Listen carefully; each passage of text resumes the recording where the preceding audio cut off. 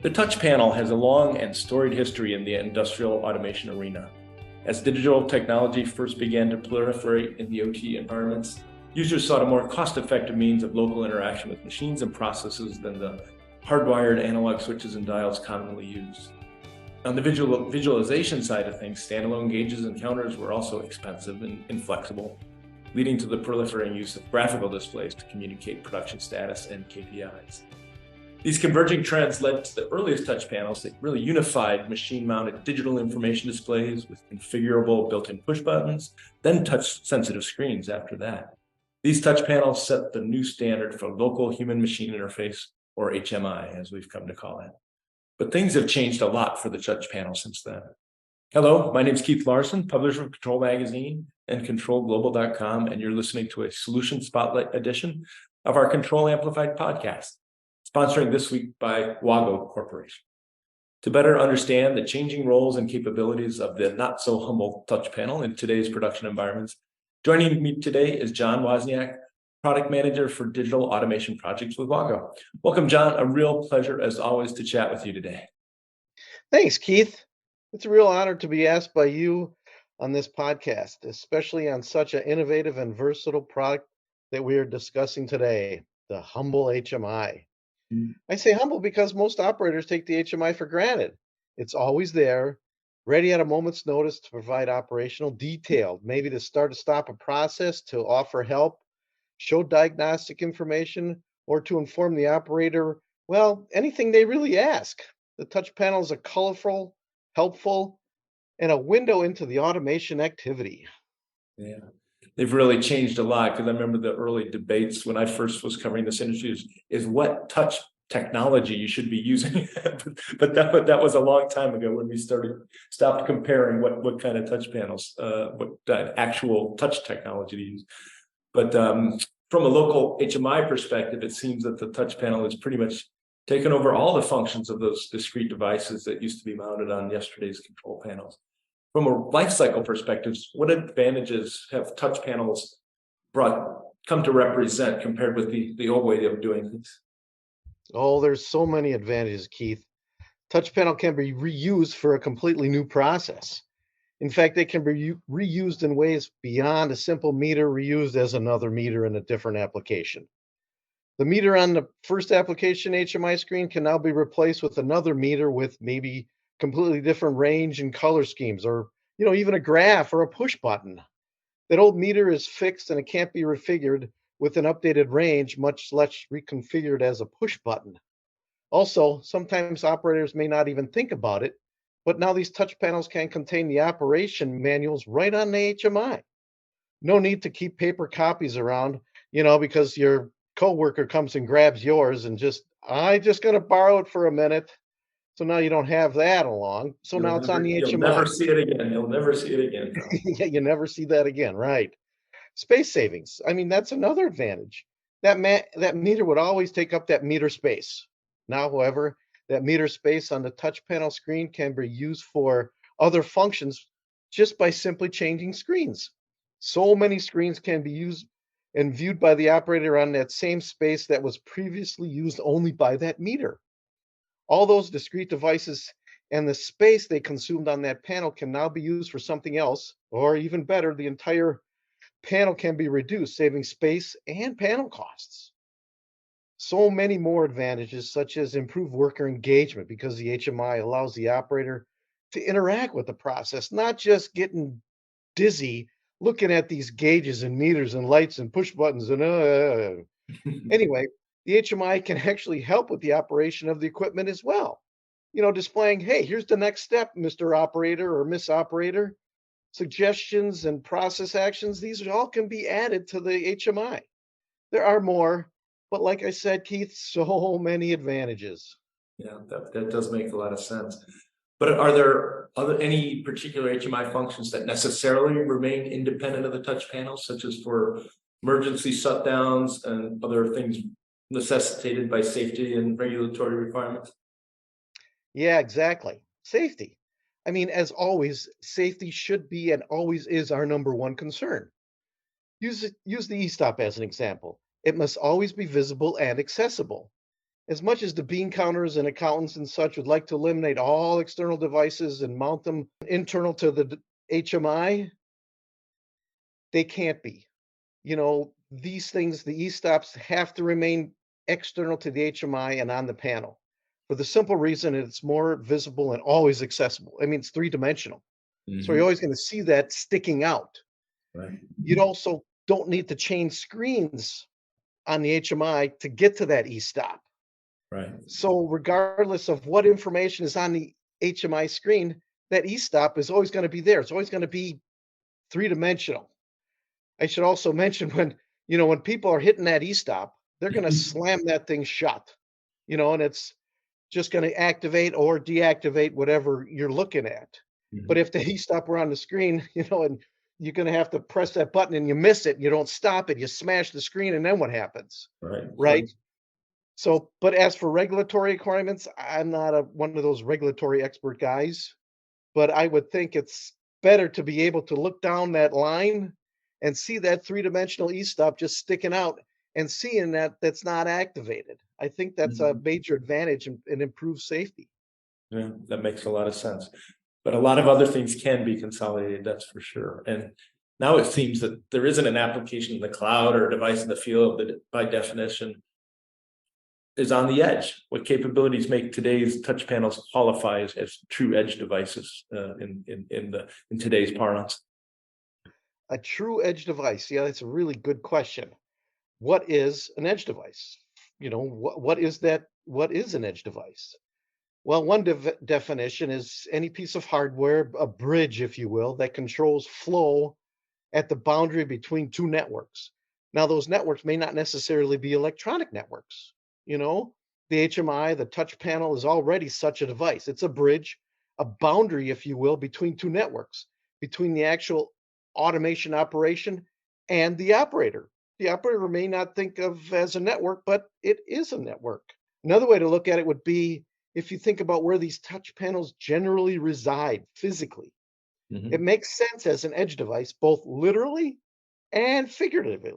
Yeah. The touch panel literally sits at the edge of the operation, at the last part of the automation and interacts with the operator, hence an edge device.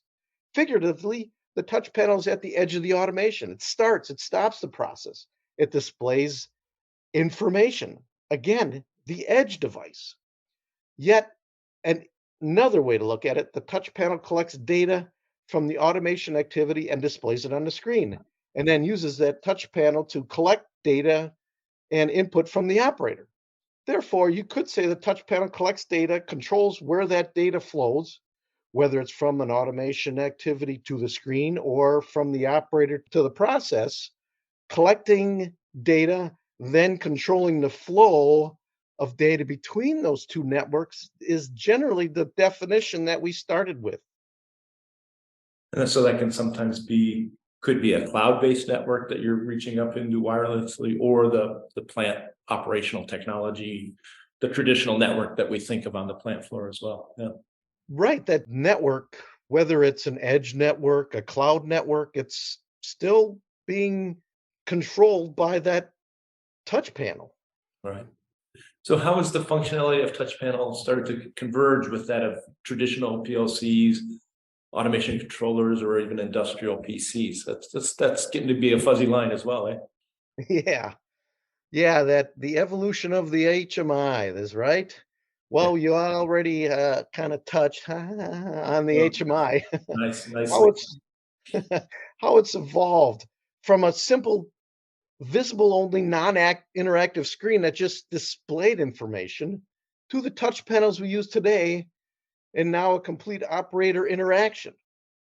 Now progressing to the next level or the next generation, if you will, combining the HMI with the controller, the touch panel has an integrated HMI. You mentioned started to converge, although that's already happening. Our Wago touch panel 600 line, for example, the control panel has a fully functional interactive touchscreen as well as a comprehensive programmable controller, all in one package. So, yeah, the standard touch panels have increased in power and upgraded their functionality to begin to converge with that of a traditional controller, be it a PLC. And industrial PLC or a programmable automation controller. But you might ask, it's just like, well, I have this IO in the rack with my PLC. What do I do about that? Because I don't see that rack that touch panel doesn't have a rack to it. Well, a simple solution would be to use one of our Wago network couplers. It's way less expensive than a PLC or a controller. And with that, you add remote IO because I'm sure that rack already has remote IO. So our Wago couplers would just change and use more remote IO. And those couplers can communicate in a multitude of protocols, really any protocol that the user would prefer. So any remote IO that was already networked to your original controller can be re-networked directly into the TP600. In addition, that coupler and remote IO used to replace that in-rack IO can be placed closer to where it's used for less point-to-point IO wiring and better access. Yeah, I guess it's just a continuing distribution of more and more control functionality out onto the machine. I mean, might just be the e-stop and the touch panel that are left back in the cabinet, really. Yeah, right. I'd also imagine that some buyers might suffer sticker shock when they look at the price of a touch panel, not really appreciating that it comes integrated with a PLC in a single box. But doesn't that approach really pay off in the long run, both in terms of an integrated development environment, which implies less development effort for logic and HMI, as well as the total system costs when they look at it from a life cycle perspective? Yeah, cost, it's the first thing everybody looks at, and the first thing they ask, well, what's this going to cost me? Well, you got to think that should be the last thing they ask. Instead of asking about the cost, they should be asking, like I asked, what's this going to save me? How much am I going to save? Like your wife, I save so much money. Yeah. That old adage definitely applies here. You get what you pay for. But here it's even more. Let me explain. You already mentioned it in your point that this is both a touch panel and a controller. So, although the cost of the individual products should not be compared directly to the cost of the touch control panel, because, like another adage, and my apologies to Aristotle, the whole, i.e., the control panel HMI, is greater than the sum of its parts, a separate HMI and a PLC. Of course, you save with the integrated development environment, as you already mentioned, less development effort and logic for screens because they're both integrated together. But also, you have to think about the installation, including space again, wiring, configuring. You don't have to configure two different things. Setup, you don't have to worry about, oh, how do I communicate between these two? Well, what's the IP address of this one? What's the IP address of that one? Yeah. But wait, Keith, there is more. We also have the added ability to use this control panel HMI. The whole is greater than the sum of its part, and extending the HMI to be used as the edge device that we just talked about. So now you're combining yet another device, the edge device, into that same package. So the what's this going to save me question becomes even larger when you have even bigger savings. In conclusion, like you already mentioned, savings for the total system cost and beyond.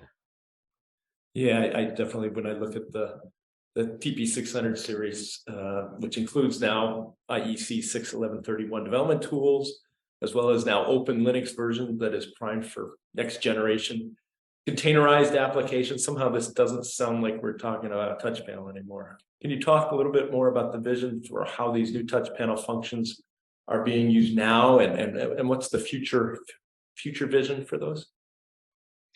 Yeah, we're still talking touch panels, Keith, but I do understand your trepidation.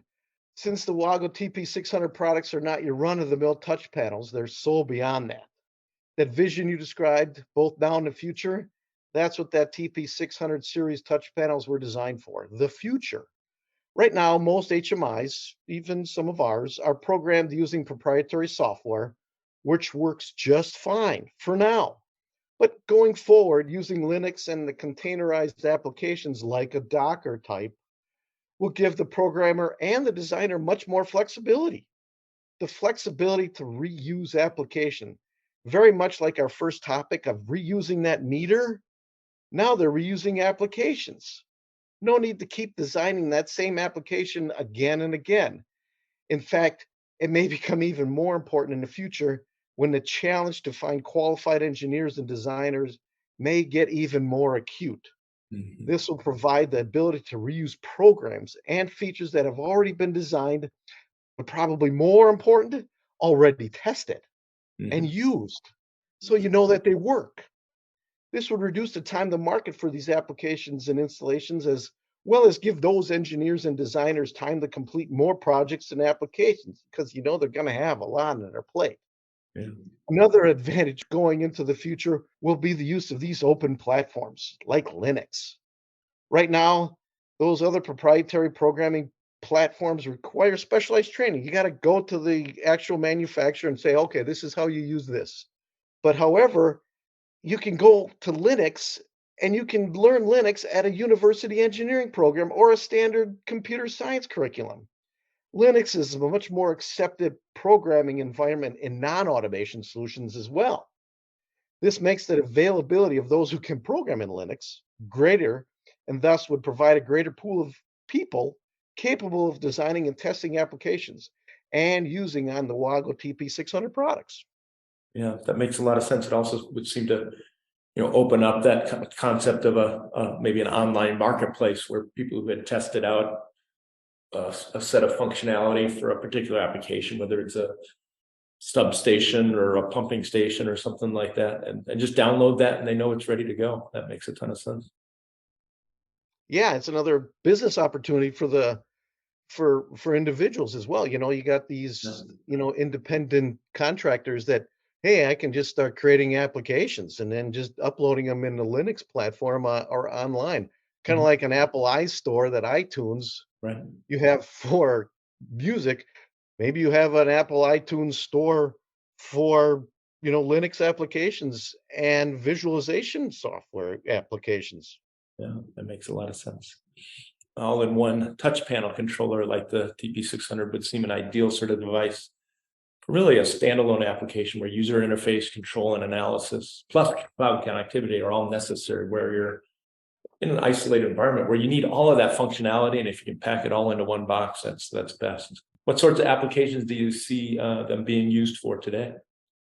Well, we here at Wago see a plethora of applications where the TP600 would be best suited. Not just the standalones, like you mentioned, but maybe railroad crossings. That's something you may not think about. Remote energy monitoring control, a first step into the IIoT universe, a plethora of applications. We were talking earlier, we just finished a gauntlet of trade shows. The packaging, machine tool came to name a few, and when I was walking around those shows, I noticed that a good chunk, maybe not a majority by any means, but I saw a good chunk of touch panels where they still had external hardwired analog switches, push buttons, dials. They also had separate controllers, and the cabinets were sometimes huge. I could imagine where the TP600 would be able to replace the majority of the external devices, obviously not the e-stops, along with the controller, and then the cabinet size could be reduced. So I Mhm. could see the Wago TP600 being used in the packaging and the machine tool industry real easy. Mhm. Then you mentioned those standalone applications. And yes, this is where the TP600 would work real well. One that I just mentioned is the new and expanding micro or nano energy grid industry with remote energy monitoring and control. I don't know about you, but my neighborhood and my neighbors have been adding those whole house generators to provide power to themselves.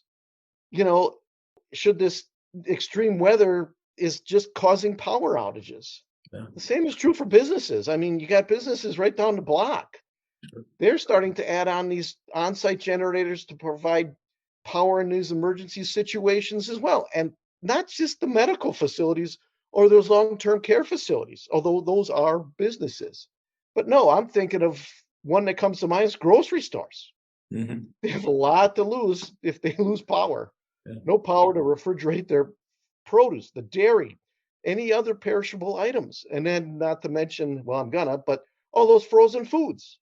Yeah. These grocery stores have a lot to lose if they lose power. these stores, they're not necessarily remote, but they are standalone facilities, and they would require a complete control system to manage any power generation on site for that individual store. Yeah. This is where that TP600 could be used, providing power control, the integrated controller, showing the current conditions using that touch panel, and then communicating with the grocery HQ, maybe even the power company or even the generator company that wants to see the generator status and see what's going on, Sure. and then circumstances using the edge controller to, you know, part to send the data back and forth. And then I did briefly mention railroad crossing. You just think, well, that's just, a railroad crossing. But they're becoming more and more advanced. You may not think about it, but the TP600 is being used to control and monitor railroad crossings. In addition to, watching those arms go up and down and turning the lights on and off, but the TP600 also allows for remote monitoring of individual crossings. And now that main control station that you see on television and all that kind of stuff has a precise and clear picture of the location and the train. How fast are they going? You know, Another marketplace to mention here would be marine applications. We know that space and weight are major issues on board marine vessels and stationary objects like platforms. The TP600 line works great in the arena because it's plain and simple, it saves space. It's a combination of the controller, the HMI, and now the edge device. That TP600 product line even has a specific marine subset of products specifically designed for the marine space. With the required certifications and the power to complete the necessary functions, the Wago TP600 line of touch panels is very well suited for applications out at sea or even on Lake Michigan. These are just a couple of the applications where the TP600 would be best suited. Of course, Keith, I could go on, but suffice to say, the Wago Touch Panel TP600 series is a versatile and powerful visualization utility and automation controller, providing more information for better decisions. Yeah, that's great. I mean, your discussion about adding backup generators to grocery stores makes me think of more and more businesses and even residences that are adding green resources, wind or photovoltaic into the mix, or their car batteries in their house. You need a device like this perhaps to help manage the transitions between these different energy sources. And that seems like another very fertile area where even ones that aren't really looking at battery backup or diesel generators, but looking at the switching over to their truck batteries when they need them. So that's really interesting application too. Yeah, and not only just, monitoring, but you can remotely, like the company can remotely upgrade your car. We're charged and we're connected, and all of a sudden, Elon Musk, all hail Elon, right, kind of thing. He's going to be sending new data to control your car. Yeah. So it's not just one way. It's Yeah. going to be that edge device to go both ways. Well, finally Elon Musk will have a use for Twitter. So that'll Yeah, yeah, uh, he's completely redesigning that particular application, isn't he? yeah, even as we speak. Well, thanks so much, John, for sharing your perspective with us today. It's been thought-provoking and a real pleasure as always. For those of you listening, thanks for tuning in, and thanks also to Wago for sponsoring this episode. Again, my guest today has been John Wozniak, Product Manager for Digital Automation Products with Wago. I'm Keith Larson, and you've been listening to a Control Amplified podcast. And if you've enjoyed this episode, you can subscribe at the iTunes Store and at Google Podcast. Thanks again so much, John. I really appreciate it. Well, thank you, Keith, and it's been a real pleasure. And if any of you listeners want to find more of our podcasts, you can find them all at controlglobal.com. Signing off until next time.